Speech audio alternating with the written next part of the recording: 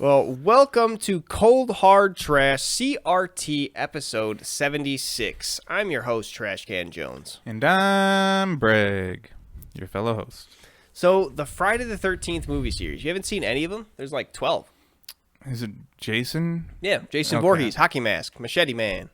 Okay, so I know like kind of the deal about him a little bit. You know, it's like they're at spring break at the lake, and they're getting a little frisky because they're in their late teens, and then this guy comes to kill them, and it's supposedly like a super Christian thing, abstinence. So, the beginning of it, the first movie actually doesn't feature Hockey Mask Jason Voorhees at all. Because the first movie, made in 1980, was made to just be like this regular supernatural thriller kind of movie. Before like the slasher genre existed, Texas Chainsaw Massacre had come out, I think, in like 1974 or 75, so it predated it a little bit. But there still really wasn't this like, build up a sort of monster slasher movie like Halloween or not Friday the 13th, Nightmare on Elm Street, Freddy Krueger.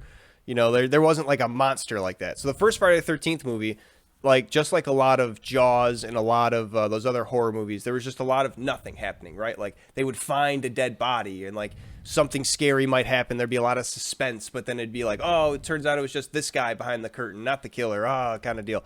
Because the whole thing of it was these teens at one point were just so like, oh, like you're saying, like, let's go have sex at the lake, that they let this special needs boy drown while not, paying attention to him. And the mother of that child, still working at the camp, is now exacting revenge on all of the camp counselors. Weird. So non-supernatural at all. Right. Non-supernatural at all to start. It's meant to think like, oh, maybe it is, but then it turns out the whole reveal is that no, it's just this old woman who's, bitter and wanting to kill kids. Not the kids that were directly the cause, but just every camp counselor afterwards because she's crazy. So then the movie ends with them decapitating that woman and like, all right, finally, we're free. And the last scene of the movie is like someone reaching through a wall, like breaking through and grabbing her. I think it's either they grab her by the face or they grab her from the lake and pull her down. And I think it's the lake, actually. They're out in the canoe and then something grabs them up from the lake because the boy who drowned is now, from all that like evil and hatred that the mother had spurned, is now brought back to life. And then the supernatural things kind of start, because I guess now that Jason's come back to life. And so Jason's the drowned kid? Yeah, Jason was the drowned kid. And in Friday the 13th Part 2, that's when Jason starts showing up and doing the killing. Friday the 14th.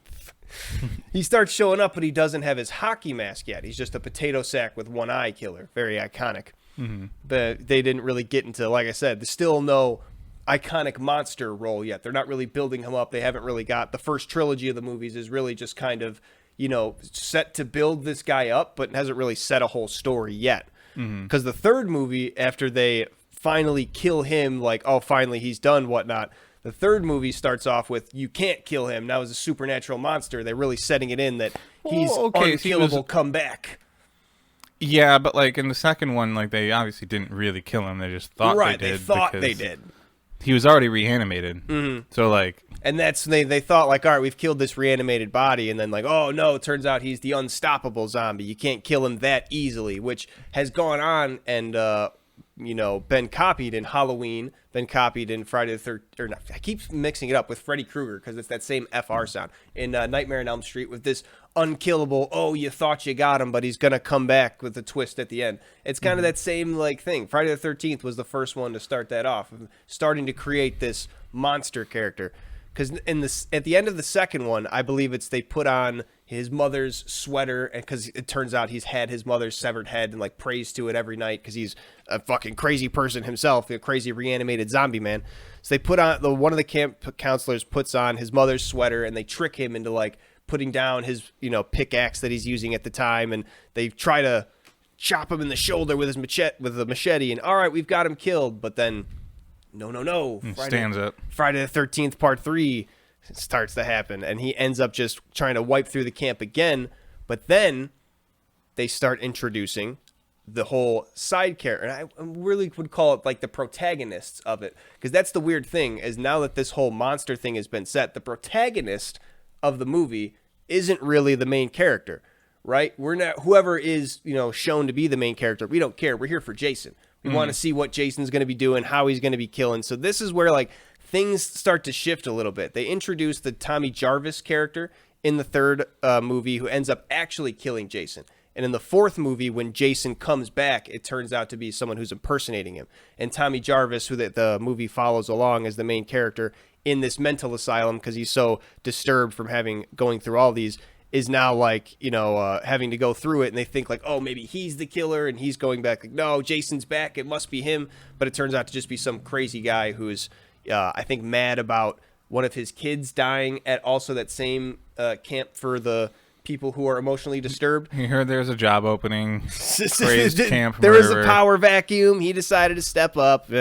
But then the fifth movie happens, and I believe it's someone else who's related to the family who ends up having psychic powers, and then her dad dies, and she gets so mad that she like psychic powers Jason back to life on accident. Oh, man. And then the movies start taking off on a fucking crazy turn that I just love. 6 through 9 are sweet. I think they do the whole thing of Jason coming back. They send him to hell. Someone like his demon like host comes back with like, because they start to autopsy his body, and like the doctor eats his heart, and they start to realize like, oh, Jason's not a man, he's like a demon that possesses something or whatever. So like they have that whole thing, and that's how they fill it out. But it just becomes this whole cool shift of like, it starts off as a cerebral horror of like, oh, suspense thriller, and then turns into this really cool monster movie of just like, we're building up this cool indestructible monster man, and no longer do you care about these people or if they might survive. Now we're just going to be like, oh, Jason's going to be the big monster. What's his new power? What's his new, like, how's he going to kill people? It's just super fun. I love the romps like that. I feel like that's sort of logical steps, because one thing that I'm pretty sure I know about Jason's lore is that maybe not lore, abilities, is that he shows up in places that would be physically impossible for someone to just like run around there in time. He just like shows up. He's got like behind doors and shit like that. Just is there when there's no physical way that a person could have made that. Well, it's not so much that there's no physical way. It's a lot of things of like we were talking about with dramatic irony, where like things happen and people don't know, to where it'll be like a scene where like Jason's stalking somebody and he kills them, and then it'll cut away to another scene that's completely unrelated, and you're kind of left wondering like, is that something that happened like 30 minutes ago before this scene happened, and now maybe he like had time to set up something? Is it's happening right now and they're about to hear that? Like, because sometimes it is that. Sometimes like that, it'll cut to that scene and they'll just hear a scream and they'll go out and find the body. But other times they'll just be opening the closet and then the body falls out and he's standing in there. And it seems like, how could he possibly have gotten in there and nobody noticed? But it's like, yeah, he was out in the dark stabbing somebody. It could have just been an hour ago, and then he dragged him in and waited in the closet. You know, like it's always that weird amount of like, he's this zombie mindless killer, but then he does all these things of like, oh no, he's like wicked smart, like at the same time, where he doesn't care, like he kills people and like doesn't hide bodies, like he almost wants people to find them because that's part of the plan. So we're like, he has a plan with this. We're like, is there really a full plan, or is he just kind of walking through everything knowing that I can never die type shit? Which is really cool when it gets into, because I'm talking about this whole big monster thing, Freddy versus Jason, where they have literally just the monster mashup movie, which who cares who Freddy is going after and who Jason is like ends up meeting. Like, I guess there's main characters in that movie who like aren't Freddy and Jason. Who gives a shit about them? Freddy and Jason fighting is the fucking point of that movie, and it's sweet. Jason just trying to walk down Freddy as he's slicing him and like stabbing him with rebar and all that. It's so cool. Yeah. It's the perfect culmination of like what became of like building up those monster movies, of like making the monster movie clash, like Godzilla versus King Kong. That's exactly what you want. Freddy versus Jason. Alien versus Predator. Exactly. So the reason that I brought up the whole thing where Jason has like the ability to appear in places that wouldn't be physically possible is because that is supposedly like a commonly thought thing about the Friday the 13th movies. And I saw a clip of when they added Jason Voorhees to Dead by Daylight. And they gave him the power, and this was controversial, to turn invisible with a speed boost only when he's completely out of sight. Yeah. So it basically, like, when you lose track of him, he could be gone, and he could be around any corner near you. Yeah. Because you can't keep track of him anymore. Missed. I will say, I guarantee you it wasn't from Dead by Daylight, because the Friday the 13th had its own, like, Dead by Daylight-esque game. No, they did. He is in Dead by Daylight. Is he? They finally relent on that? Ah, sad. Oh, were they not willing to do so? They were willing to make their own game and did like so much like to try and give homage to the series, and they basically made like Dead by Daylight but better. But then because of Dead by Daylight, that game kind of died. That's unfortunate. I didn't know Jason Voorhees was in Dead by Daylight. Yeah.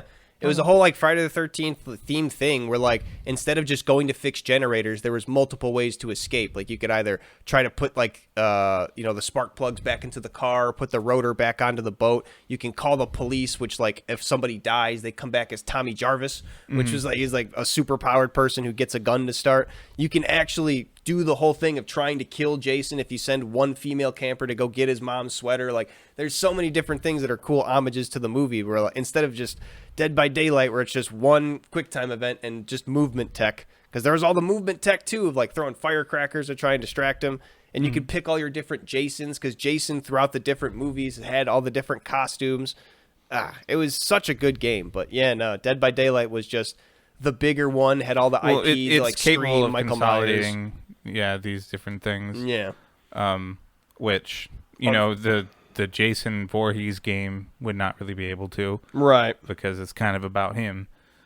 But I didn't know they made one like that. See, this entire like concept of a game, I swear to God. Yeah, he's not in Dead by Daylight due to complex licensing. I'm almost positive. Am I thinking of? You might. I know they put Michael Myers and Ghostface in Dead by Daylight, but I don't think play it's Dead Michael by Daylight. Myers. Michael Myers also does that same thing. He walks super slowly. That's his whole thing of like always walking super slowly, but somehow appearing around the corner. Okay, that's exactly what I was thinking about the entire time. Like I said, I don't know very much about the Friday the 13th movies. Yeah, that's definitely a Michael Myers thing.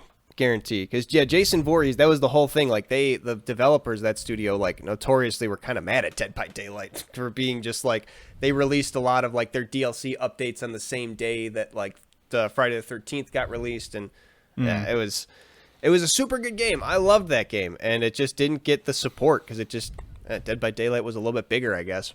Mm-hmm. It's unfortunate. It was super cool, though. It paid such good homage to Friday the 13th, especially if you loved that, like, movie series. I guess it was niche in that way, because it was just, it had so many different little things. I don't know. I'm pretty sure that before either of these games came out, there was just, like, a movement of people on, like, Tumblr or something that would talk about what is essentially the exact concept of the game, which is a 1v4 monster escape. Yeah. Type deal. And I swear it was like literally just like a comic on Tumblr or something, like explaining like this would be such a cool game, someone should make it. Yeah. And then someone literally did. Yeah, Two different companies did it. They made a couple different versions. There's the I think it's called Evolve. There's the one where there's literally just like this weird reptilian monster that like can evolve and have different things, and it's like 4 soldiers trying to escape. I mean, Left 4 Dead is the classic one, Left 4 Dead 2. Yeah, but that's not 1v. Yeah, no, it's 4v4. But 4v army, where 4 of those are special guys. It is close, though. I will say, but it's not as like personal as a single monster. I mean, if you really want to go, we used to play in the Modern Warfare 2 and Black Ops custom lobbies. We'd play Michael Myers. Michael Myers, man. Yeah, you'd set one person would have the class of 200 plus health and Juggernaut and all those things. So no matter how much you shot him, it didn't matter. He could just sprint at you. But then you set the speed at like minus 50%, so he can't run too fast. So you can still run away from him. But yeah, no, it's you get the knife and you'd get we said commando. Is that the one where you get the extra? Like lunge. Yeah. And then you'd get the pistol with the tactical knife, Yeah, because it's faster. You'd be able to... Yeah, you chase after him, and... It's so fun. Yeah. Doing that in Terminal. Yeah, Terminal, doing it on Rust, and Black Ops, doing it on Hotel was a classic one. Playing cops and robbers. Custom games in the COD lobbies were, peak Xbox playing. Especially because, like, they weren't really, like, that custom, like in terms of like the game, right? Because you had to make just a lot of choices of like, you're going to be Michael Myers this round. You need to choose this class. Right. It was a lot of like you're not like auto sorted into teams. You're just like agreeing on the rules and then playing it. Right. It was a board game almost, where like a lot of the rules you had to like agree upon and just kind of like make sure you're doing the right things. Otherwise, you're not having the right fun. Yeah. It's pretty good. It was one of those things like. Before, it's kind of like, how can I say this? Where like when you go and play a game, you're kind of like all coming together like, okay, yeah, we're going to play Call of Duty and that's, this set of rules, we can expect that. But then you put other rules on top of that like brings you even a little closer together. Because it's like, oh, now we're not just obeying by the Call of Duty rules, we're obeying by our own rules within Call of Duty. Mm-hmm. So it just brings it to that extra level. Mm-hmm. Makes you a little more tight-knit. It's fun. Yeah, and we're also talking about the ones with like more interesting names, and stuff like that. Because you could just have like a knives only lobby, right? So you get your tactical knife and you get 2 throwing knives. Yeah. The the most fun one was either the kimboed revolvers in Black Ops and then tomahawks, just because they have like the shittiest aim. So even when people are like 5 feet in front of you, you can just Mm-hmm. Hold on. You just have to reload both of them. Do you ever get good at quick scoping? No, I was never good at quick scoping. Do you know the concept of quick scoping though? Yeah, when you look down the sights, so there's that auto aims. It auto aims. There's that 1 second. So like when you have sniper rifles, the way crosshairs are is they're super spread out, and then it zooms all the way in for when you zoom for that 1 frame before the actual scope comes in and you take over that, so you can just shoot and basically click on their heads if you know where it's going to close in at. Yeah, like in the dead center of the screen. But right. I think it's really neat. I was never good at quick scoping. It's a really cool, basically not really abuse of the game mechanics, like way to take advantage of them. Mm-hmm. To, like realize how it's going. It's just really funny that like you're the sniper class and you're just running in there like guns ablaze. You're fucking Rust. That's where you're doing a sniper battle. Hell yeah! You're like within 500 feet of each other. They're like 200 feet of each other. Yeah, it's a little square and it goes upward is the big thing. You can climb up. Yeah. Yeah, no, that's the classic though. Quick scoping, being able to push the game mechanics to its absolute limit, and then just making that like a regular thing. Like rocket jumping in Quake and TF2, like that's literally, it probably shouldn't be a thing. You're injuring yourself. No, TF2 is that they were inspired enough by Quake that they made it like a very purposeful thing. Oh, is it a purposeful thing in TF2? I thought it was like only like the pretty special sure rocket they do launchers. It in the trailer. Oh yeah, for the soldier. Oh. I think they do. I thought it was like only the special ones that would give you like no damage, because this one will let you rocket jump like the. Yeah, but like a lot of those games will do like partial damage for self damage instead of the full amount, and like I also thought like just you're damaging yourself at all to do this. That's insane, but like yeah, they do it. You get a really good angle. You rocket jump yourself up. You take partial damage, and then you lob 2 rockets at them from above. Yeah, it's hard for them to dodge it because they can't just sidestep and let it hit the wall behind them. And then you're taking fall damage potentially, unless you rocket jump up to a platform. But yeah, there's a lot of. I haven't played a whole lot of TF2, at least not in a while. I didn't realize. That's cool though. Yeah, rocket jumping is one of those like combos in Street Fighter where you just don't realize like, oh yeah, that's a cool tech. It's gonna be forever now. Yeah, every game's gonna copy it. That's a really good idea. That's mine now. I'm stealing that.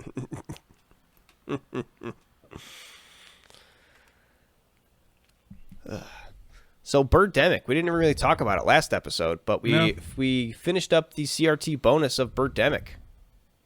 And boy howdy, watching that full movie, I don't think my life is any better off. So I don't know, I think it was nice to try and put together what they're going for. It just seems like one guy, like probably that guy who was in the treehouse at the end, was probably he probably wasn't James Nguyen, but he was probably like the main funder of the movie. Like he probably gave James Nguyen all his money to be like, yeah, no, let me just get my message out there. Like I feel like that's what it was, because that guy just got like 10 minutes of screen. It ended up becoming a cult classic type thing. They ended up making 3 of them at least. Yeah, I think it was partly because of like its virality on the internet. Because like when I found it from a JonTron video, I think that wasn't even like the first time that it's made its rounds. Yeah. So it's probably one of those things like it got the Sharknado type sci-fi sequel, and then I think it's on 3, right? I don't know if there's a 4th one. We saw 3. We saw 3. I don't know if there is a 4th one. But yeah. It's goofy. The birds look like shit. So shit. They make sure to put in some actually funny jokes. It's 2013. I felt like that movie came out in 2005. Like all of the sound and the visual effect, not even the visual effects, just like the visual, like what the camera looked like. It looked like a 2005 camera. Yeah, the quality of it was really low, and it's funny because like the birds were like higher resolution than the video that they were on top of. It was like a camcorder, like that you would just take to record a home video, but then you put like actual like DaVinci After Effects in there, like actual real good ones. That was where all the budget went. There's also like, yeah, it's like funny and weird and stuff like that, but it's like 60% just like this guy that's a salesman after being a computer scientist, app developer, or whatever, and software developer, and then he's a software salesman. Yeah, just like him, like finding a girl that he went to high school with, and like going on a date with her, and she's actually a Victoria's Secret model, yeah, and just like starting a relationship, and like finding out that his best friend is dating her best friend, and going on a double date, and then so there's also some people talking about environmentalism like twice. 2 references at that point, and then the birds hit. And then they just show up, and then it's like, okay, now we got to deal with these birds. It's so wild that like they go through all the things of like, oh, your best friend is like dating my best friend, and then like the 2 people that they never show up again until they're dead. There's a new couple there, right? They just introduce a new couple, like, hey, Ramsey, this is girlfriend Becky. Yeah, these are who are going to accompany us. We have the M4s and all this shit in a van. Yeah, no, that's like, I guess like they only had maybe the other 2 just like couldn't record anymore, so like, okay, we'll just replace them, and then we'll get one scene of them in a car because you can just record that whenever. Replace them. That's the crazy. It just come out of nowhere. It seems like they did just get replaced. Like after that movie, it should have just been like, hey, let's all go to a hotel, and then that's when the bird scene kicks in, and then it would continue a little more naturally. I don't know why those people came in. They also don't ever really solve it, which I guess is whatever. Yeah, the birds just leave. They're gone. Yeah, but what are the doves? Why are they nice? I don't know. Why do they get eagles to leave? And then like Christianity or something, isn't the dove like the symbol of Jesus? So like, God fixed it. Praise Jesus. I don't know. It just becomes like hard to follow at some points. It's like almost all of the points. I was lost the entire way. I don't think I was following at any point in that movie, other than just like he's this guy who everything is good is happening to him, and also he's getting a solar panel. He's getting ripped off on a solar panel. That is bad thing happening to him. Well, he cares about the environment too, so he's trying to make a cheaper option to help curb global warming with nanobots. No further questions, please. Nanotechnology. $10 million idea. Here's your $10 million, sir. No questions needed. But yeah, it's just it gets lost. I get lost watching it pretty easily. Yeah. It's just so sporadic. Just happening. They just don't like. One gas station, the first gas station they go to is completely abandoned to where they just rob. The second gas station, there's a man there selling for $100 a gallon, holding down the fort. It's like, what happened? I thought of like. Also, why did he not fill up his tank? He just got $10 million. Because the Eagles came. Remember, that was the whole. He was in the middle of filling up and was like, "Oh, he dropped the tank and had to run." But then that guy robbed him because he was only going to give him $50 for gas, and then he got his throat slit, and then they left the gas. And it's just, I mean, I can go over this movie just shot for shot, and it still won't make any sense. Like, yeah, it's a 90-minute romp. I'll give them that. They cut it in a clean 90 minutes. That's good on them. Not many movies these days can do that, so that's a plus. But like, even like The Room, like I feel like I can follow better. Like, yeah, they even have that like 7-minute scene. Tell me the plot of The Room. I don't think you can follow that at all. Give me the beats of The Room. Well, I mean, it starts obviously. It's like Tommy Wiseau is dating this girl who's also sleeping with his best friend, right? And over the course of like the first act, they're like, or the first 2 acts or so, Tommy Wiseau is getting more and more aware of like what's going on. Greg Sestero is like, I can't be doing this to him, and like, you know, this is gonna end up as a whole lot of trouble for everyone involved. And then the guy that Tommy Wiseau is dating, I wish I remembered any of their names, is basically plotting to Mark and I think it's to Tommy, right? It's just Tommy is his name, right, in the movie. No, I think it's Johnny. Johnny, that's right, Johnny and Mark. Yeah, and then Lisa. Tearing me apart, Lisa. Lisa's basically plotting to get Johnny killed so she can like have his wealth and then just go marry Mark. So I mean, this is sort of like building up on that. You see different scenes of them interacting, like, and then Johnny proposes, and they're going to have a wedding and all that stuff, and then they go and they play football in the tuxedos, like 7-10 minutes worth of the scene. But it's, even though it's like, why the hell are they doing this for 10 minutes? Like, it somewhat makes sense in the context. Or it's like they're just you skipped over Denny. Themselves. You skipped over Denny. I did skip over Denny, but Denny doesn't do anything. And Lisa's mom. Can't forget about her cancer scare. Yeah, but like and not even a cancer scare. She definitely has cancer. Yeah, these things all play into like their situations and stuff like that. And they can sort of see like maybe they're acting unreasonable, but there are like reasons you could assign to what they're doing.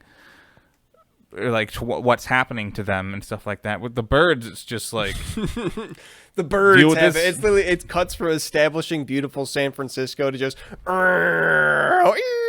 like plane sounds and birds crashing. It's literally just like birds screeching and like the sound of like planes dive bombing to the ground. And then the flap of their wings. Yeah, there's the whoop, whoop, all of them. All right, that's pretty fair though. That's pretty good beats of the room. I guess the room does have like a coherent love story to it. It has a plot to it, yeah. Which I mean, Birdemic does too, but like the plot has nothing to do with the birds for 60 minutes, and then it just flips on a dime. Yeah. It really the birds really don't like come. They kind of like mention it. They show them. There's like one time at the end of their first date where the bird's dead. No, their first date they see some doves or some other type of bird around a tree. In a tree. Yeah. A later date of theirs. Before meeting the mom, they find one dead eagle on the beach, and then they go and meet the mom. Then they go to the bar. Then they go to the hotel, and the birds kind of start attacking there. And then it's like, finally, we did that. And then the birds show up. And then they pay for their crimes. Yes, just like Friday the 13th. Yeah, it's so Stay abstinent. Going back to Friday the 13th, they bring it like a funny full circle. And so people really don't like Jason X, the 10th movie, because it's literally just Jason goes to space. He gets like cryogenically frozen because that's the one thing like, all right, we can't kill him, but we can just freeze him here. And then it goes like 100 years into the future. And people who are like, mining Earth bring up this whole thing like, oh, we found this body. It's like the person who froze Jason and this weird thing. Its DNA is Jason Voorhees. Weird. I don't know what this is. And like, some old guy says like, oh, he's real valuable. He was like a serial killer back in the day. If you get that body, someone will pay a high price for it. And they do a whole thing of like, oh yeah, it's cool. He's just a nice guy. We can like try to reason with him because they obviously don't fucking know. So he goes ham on the ship, and eventually he gets killed by one of the ship's like android robots and like accidentally shot onto a healing table. In the future, where like they did show it in the movie where like this guy's arm's cut off and he just puts his arm on the table and nanobots kind of come and put it back together. So they like throw his machete through him and pin him to that table, and the nanobots like fix him and fuse his machete to his body and make to the table and also to the table, and they basically give him a full suit of like metal armor and metal mask and make him Super Jason. Oh man, you made it so much worse. Right. And then they're like, well, now what do we do? So in order to kill time, they put him in the a hollow chamber where they're like, okay, we just got to make him think that he's back home and we can distract him for as long as we want. And they literally just put him in like 1970s summer camp. And then just like two girls come up in bikinis like, hey, what's up? We were about to smoke all this weed and have premarital sex. Would you like to join us? And they're like, I don't know if it'll work. And they're like, oh, it'll work. And it cuts back and he's got both of them in a sleeping bag, just like beating them like over nonstop on the ground. They're like, all right, it's working good. Yeah, they aren't taking it very seriously in the horror department there. No, it's the best scene. It just cuts back to him just like over the shoulder, constantly just whipping these like fake teenagers because they're holograms. Right. It's so good. They should have just left him in there for like ever. Like, just get it out of your system, man. Well, eventually I think he swings him against the wall and breaks the hollow chamber, which is why he's like, oh, fake. And then I think that just come out and be like, hey man, don't you feel better now? No, he doesn't. I think they do a whole thing in that movie, which is why I like the movie. They scan him like with his their whole medical things and like give a synopsis of his brain. They're like, huh, weird. He has like this weird pea-sized brain. I think they even say like only the rage center is existent in it. So like literally the only thing that's left in his brain is just anger and rage.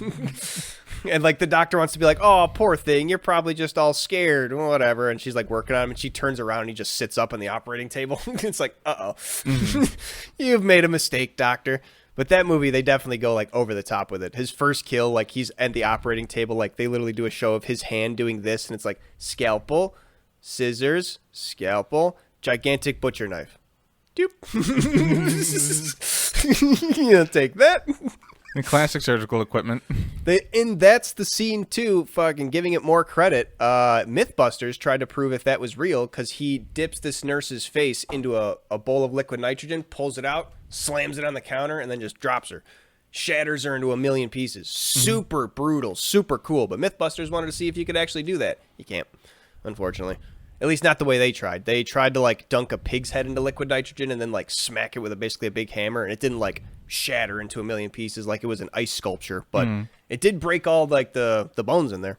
Well, so like did her head explode or like exploded just into like her face? Her whole head. Like where it's Okay. basically just like a left above the spine. Okay. It was super brutal looking, but it was super cool.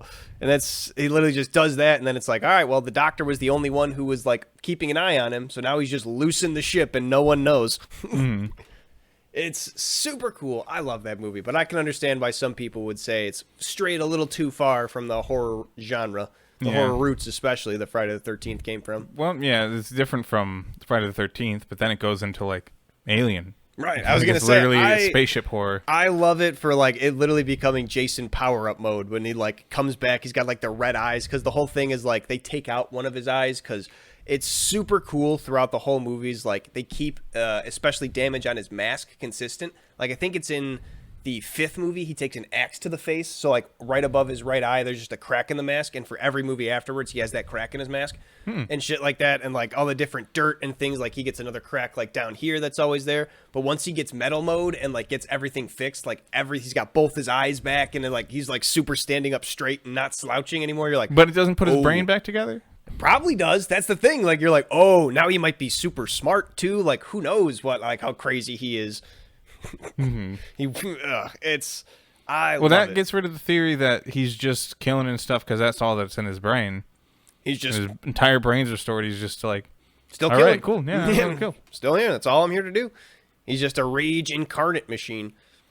Super sweet. They have like comics of Friday the 13th too that I really want to read. I don't know if they're technically canon, but I love that shit. I love the lore of Jason Voorhees. They end Jason X by just launching him back to Earth because they're like, fuck it, we'll just send him down in a pod and hopefully the impact will kill him. And then he lands into In a summer camp. Crystal Lake. He lands into Crystal Lake. And they're like, oh, no. They also send him back in time. 150 years. Well, they reboot the series after that, so he technically does go back in time, but to present time. Whole spaceship horror thing reminds me of this one movie I watched in physics class. I might have brought up before as well. I think it's just called Sunlight or something like that, with the subtitle "It's Daylight Savings Time." Oh no, that sounds awful. Where basically the sun is like burning out. Like, and we all know the whole thing where it's like, oh, what's the sun going to look like in however many like 10 million billion years? So yeah. it's going to become a red giant, yada, yada, yada. Well, what's happening here is that it's like just sort of like running out of energy. You know, the reactions that are going on in it are slowing down, and like the entire planet's starting to cool off because it's giving off less energy. Right. So they're going to reboot the sun. So this is their second mission to send this like nuclear bomb into the sun to ignite it again and get the thing going. And part of the way there, like, it's all about like, okay, you know, how we're gonna get the sun started again, all that stuff. Part of the way there, they go past the first ship that was originally sent, where all the crew died, and it was like on its way to the sun, but it never made it. But they passed it. It was like, what if we had 2 tries? Because this is super experimental. We don't know if it'll work. What if we had 2 bombs? We should go over there. Check it out. Turns out there was one survivor that continued to live on the ship. He has like no skin anymore or something like that. For some reason. Hey. And he like, it's all this like sci-fi whatever, you know, how are we going to deal with the problems with our ship and stuff like that? And they're like, oh, there's the other one. Let's go see if we can get a second bomb. Right. And then this guy sneaks onto the original ship. He's just killing people and like blowing up the oxygen storage and stuff like that. Why? I don't know. He's fucking mean. He's just a maniac at this point. Like, you're all going down with me. Yeah, but he probably killed the rest of his own crew. Shit. On the first ship. Yeah, I guess. Yeah, he must have. But eventually they fly the ship into the sun, and the main character's like fighting this guy off, and they like make their way to the like inside the big bomb chamber. They're like fighting over it and stuff like that, so he can activate the bomb and blow it up and then save the world, because he was supposed to return. Right. But this really threw a wrench in that. Yeah. And how much fuel they had available to them. So he gave his life to restart the sun and save the world. Did it work? But it also just pivots, like 60% in to like this horrifying thing. That's pretty cool, though. I like that switch. Like, oh, it's going to be about, saving the world. And then it's like, oh, no, it's sort of a monster movie. Yeah. But as we watched in physics class, because for AP physics, it was like a tradition that my teacher had, where it's like, once you take the test, there's still like a month left of school. And so a lot of the AP classes just sort of like futz around, do whatever. Yeah. And for physics, we would watch movies and we would critique the physics in them. Especially movies that try and take like physics seriously, or like pretend that they're taking like science and stuff really seriously, but they're really just using it as a plot thing. Right. Which I have no personal problem with, right? Like, whatever you need to make the story go and all that stuff. But right after the AP physics test and, Especially if it's one of the things like, I guess it can make sense. Like, if you don't think about it too hard, like, it makes sense at a first glance. Well, the thing is everything can work, like, logically for the story, but still be wrong in terms of physics. And that's kind of what we were going for. It is just fun. It's goofy. The idea of sending a nuke into the sun to reignite it. It's like Futurama, just dropping a block of ice into the oceans, cool them off. Yeah, that's how they deal with global warming. Yeah. The problem is dealt with now and forever. But what if now and forever? I should catch up on old Futurama. Futurama was a really good show. It's one of the ones that got like canceled and brought back a couple times, right? Yeah, same with Family Guy. Well, Futurama was a bit more of a narrative than like Family Guy ever did. Yeah, like so they have like 3 finales. Yeah, I was gonna say they actually have like character-wise, like like story arcs that they build. Yeah, but they have like episodes that are like meant to end the series type deal. They're like 3. They're like 2 movies in an episode. They're like all finales to the show, and then they got rebooted. Yeah. Oh, I didn't even think about that. I don't think I've seen a lot of the movies Futurama. Yeah, I've only seen the last time travel finale things and stuff like that. Yeah, the last finale where they do the time travel, where Fry and Leela like spend their whole lives together, and they finish it off with "Wanna go around one more time." It was supposed to be a finale, the whole movie, where turns out Nibbler is actually part of a super smart alien race. Oh, that's the movie? I think it's a movie, yeah, and they like reveal that. Yeah, he's the one that tipped Fry into the whole thing. So he could come to the future and save from the brains. Yeah. The big brain am winning, and now I will leave Earth for no reason. Yeah. So that was supposed to be a finale, stuff like that. But Family Guy is like, it's just it's on or it's off. Yeah, I was gonna say I don't know the reasons. No, they did the Y2K episode. That was a big one. For Futurama or Family Guy? Family Guy. You ever watched the Y2K episode? Oh. If there's like one important episode, it's probably that one. I think that's the one I remember vaguely. They go to like the Twinkie factory, right? Maybe. Oh, so you don't remember the Y2K episode? Well, the big thing in it is the whole fear that Y2K, like all the computers are going to stop working, and then like flight systems and everything are going to fuck up, nuclear plants, and right. everything is just going to break. And then so they like sit there and they're like worried about this, and then like the ball drops, and they're like, okay, cool, we're good. Like 2 minutes later, like planes are literally falling out of the sky, nuclear shit everywhere. The Twinkie thing to me just sounds like Zombieland, which is why I'm not too sure. But like Joe gets melted into like the asphalt, and like everyone has like some type of mutation. Not everyone, but a lot of people. Wow, do. weird. No, I don't remember make a that new like society at all. after this. Yeah. Wow. I don't know if it was meant to be a finale, but it was like one of the bigger episodes that they did. Damn, I don't remember that too much. But otherwise, no finales for Family Guy. I think any. They did like the whole. I remember there's the big TV movie of Stewie Kill and Lois. That was like a big one. two-parter. Yeah. I don't know if that was a finale either, but. Mm-hmm. I don't think he wants it to end. Yeah, no, it's still going, right? Yeah. No, why wouldn't he? If he's still getting the money, fuck it. Yeah. He's got a team of writers. Literally, the guys at South Park have they've shitted on Family Guy so much, but they literally have come out and said no, we do it from a place of jealousy because this guy gets to show up, tell his team of writers what to do, and go home every night, whereas we bust our asses and are hating ourselves and biting our nails and running ourselves to the nub to get what we believe could be correct. Yeah, but they or believe would be worthwhile doing. But meanwhile, he could do something that probably, even he'll probably admit, isn't as good or as funny as South Park. Doesn't need to be. It needs to be good enough to make him the money, and that's all he gives a shit about at the end of the day.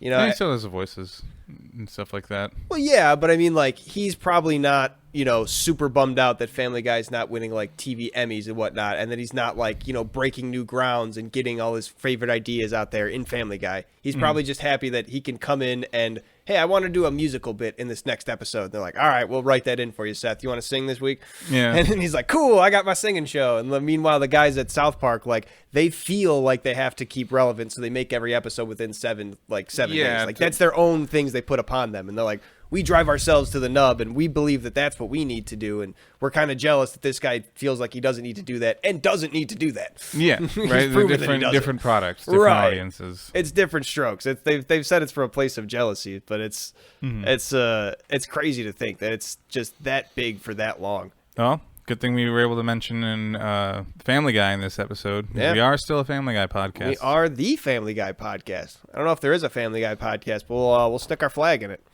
Seth, we'll take some funding now. Keep this gravy train rolling for you. Don't you worry. Mm-hmm. Yeah, Family Guy is as popular as it is because we talk about it. Yeah, you wouldn't have that without us. All right, just keep that in mind, buddy boy, when you're resting your head at night. We can giveth, we can taketh. This is the trash giveth, the trash taketh away.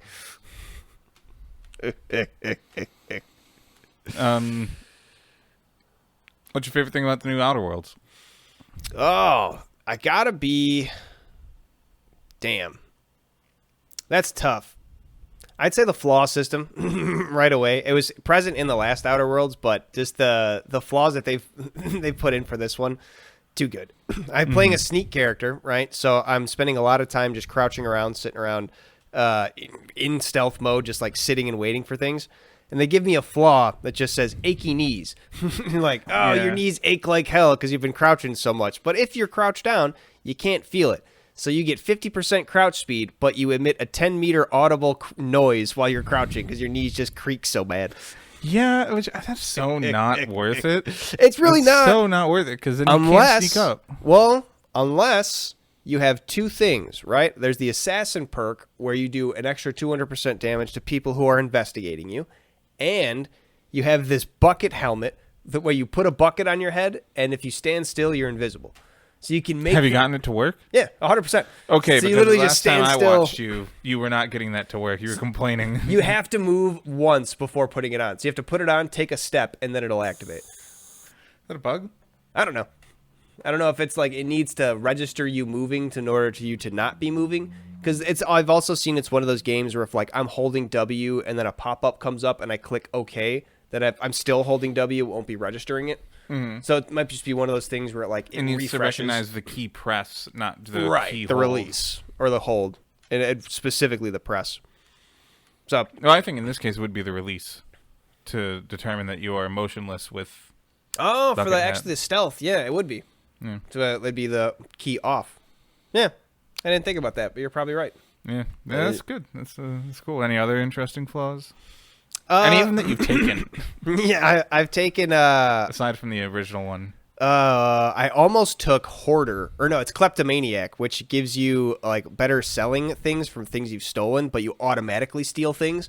And I was in the middle of a really good person's place. So I was like, I don't want these people to start attacking me. So just immediately Yeah, they'll immediately be like, there's no like, hey, give us your stolen stuff. They just like, you're a thief, and they start shooting you. So I'm like, I don't want that to happen.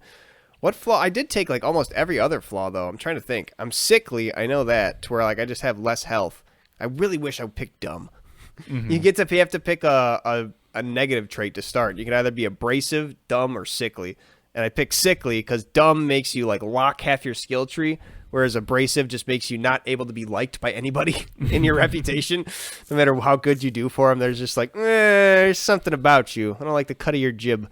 But it's been pretty good. The companions wise, especially, I've been kind of in and out with. I really like Inez so far. She's been my favorite companion. Yeah, she got the crab alarm. Yeah, the crab alarm, and going to get her retribution for like being able to see. I really like when you get to see a lot of character development in someone, because you start off with her being like, oh, I want to like reclaim my position within this company, this corporation that threw me aside because I was an incomplete soldier.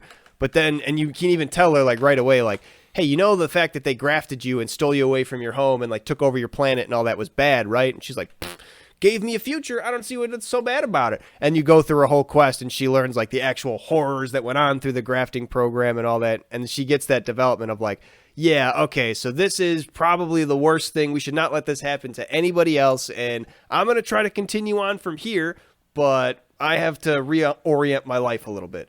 It's like, okay, good. I didn't like, there wasn't like a whole, told us so moment, but there was this like nice development of like she trying to meet her friend, seeing him meet his untimely end, getting her retribution from the doctor that was responsible for a lot of the experiments. It was good. It was a very good story. I'm waiting to see with the rest of the companions. I haven't really been drawn into them. One of them's a protectorate guy who are kind of like the pseudo-Nazis of the game. So I hate him. I don't really want to do his companion quest. And he hasn't really gotten me liking at all, because he's like one of those guys who's very matter-of-fact about things. Like, oh, yeah, if you're to die, then you're to die, whatever. And, yeah, I don't like that. You can go to hell, Tristan, if you're out there. I don't like you. I mean, why don't you just do his quest? Maybe it makes him a nice guy. Well, that's the thing. His quest is also, like, the one of the higher order of the Protectorate will, like, kill his mentor. So he might also be, like, tearing down the Protectorate, and that wall might come down. And he might be a really nice guy. Because he did have some, like, funny things. Like, I'm playing an overall nice person in my playthrough. So, like, when he came onto my crew, I told him, like, all right, first rule, you have to be nice. And he was just like, that's going to be tough. I'm just like, oh, too bad. It's what we do here. You know, to take that shitty helmet of yours off, and you got to be nice and smile at people. And he's been sitting on the ship, hopefully petting Lucy a little bit, because that's the best part. Ship pets, they're great. I don't know how I can get more of them. They gave me this tranquilizer gun that literally says in the description, tranquilized enemies will become ship pets. But I can only get this little crabble that I saved from being purpleberry poisoned, named Lucy, and a little wasp, like drone thing. I can't really figure out how to trank anything else. But hopefully I can trank like everything in the game and make it my pet. That would be really fun. The leaders of all the factions. That'd be awesome. Or like go and find like the Queen Raptidon or whatever. Just have that giant thing like the Whale Lord in the Pokemon comics. Just like, oh, I brought him for the Pokemon Center. Yeah. Destroys the center. There's like a bedroom and it's just like stuffed completely with this giant lizard to the windows. His eye like looking out the door. That'd be pretty good. It's been really fun though. The RPG elements of the game I would say are 10 out of 10. Just fantastic. This actual overarching story, like the main story of it, I'll give it like a 7 so far. I kind of am in and out of it. I don't know, like they kind of did a pseudo New Vegas thing. I won't say more than that, not to spoil the story because it's a brand new game, but it is Obsidian. They are quote unquote like they did from the original Outer Worlds thing, the real makers of Fallout New Vegas. So them trying to do a little bit of a Fallout New Vegas story beat wise kind of makes sense. I can kind of see what they're going for, but maybe it's just because I'm seeing that transparency that I'm not hooked into the story as much. I don't know. New Vegas will always be number one in my heart. Well, I hope you claim the Hoover Dam in Outer Worlds too. Whatever it is, whatever the proverbial Hoover Dam is. I got to figure out how to close rifts. That's the biggest beat in the story, is that there's rifts tearing apart the galaxy. And I need to go get a device that controls. That's the Hoover Dam. That's the device. Yeah, all right. Hopefully I conquer that device. That power to close the rifts. The GAC. Yeah, I guess the Because the Gek. Hoover Dam is like, you have the Hoover Dam, done. The Gek is like, Well, yeah, you need but this thing, and the story continues, but it's a big MacGuffin. well, Mister, I played Fallout New Vegas before. If you knew, that's kind of the whole point. Is it's not just you get the Hoover Dam and you're done. That's kind of what the NCR did, and why they're kind of fucking up. Because the Hoover Dam is a very useful, valuable source of power, and they're squandering it. It's kind of why the Legion wants to take. I don't know if it's why the Legion wants to take it from them, but that's one of the things they talk about. Of like, Well, they want the control of it for themselves, but the right, they game want literally control ends of it. Yeah, when you get it. When you get it, and then they can use it afterwards. They Yeah, get it and you because make of the your power. decisions of how you want the power distributed and all that stuff. Right. Yada. But that ends the game, you know. Essentially, yeah. And getting the device won't end the game, so you're right. It's not going to be. It'll be more like the Gek, like in Fallout 3. So I guess, yeah, that's a little bit more. I'm going to get that device, and hopefully it gives me the power. I think the whole thing To then claim the Hoover Dam. Right. I think the whole thing is I got to get the device, and then I choose which faction that I give the device to. So we'll see. I'm not really sold on any of the factions either. They both kind of suck. One of them is Math Nerd Cult, and the other one's Ultra Corporation. So Well, I hope you get to go your own way with this and be like, I get the device. Kind of what I'm hoping. That can kill literally everybody in the game, so I'm hoping if I just shoot Anti-Cleo in the face that I win. We'll see. We will see. That's about all the time we got for this episode, though, so thank you for tuning in to episode 76 of Cold Hard Trash CRT. Please leave us a 5-star review, a comment, anything engagement-wise. We would appreciate it. We'd love to hear from you. What you like, what you don't like, let us know. Yep. Thanks. See you. Goodbye.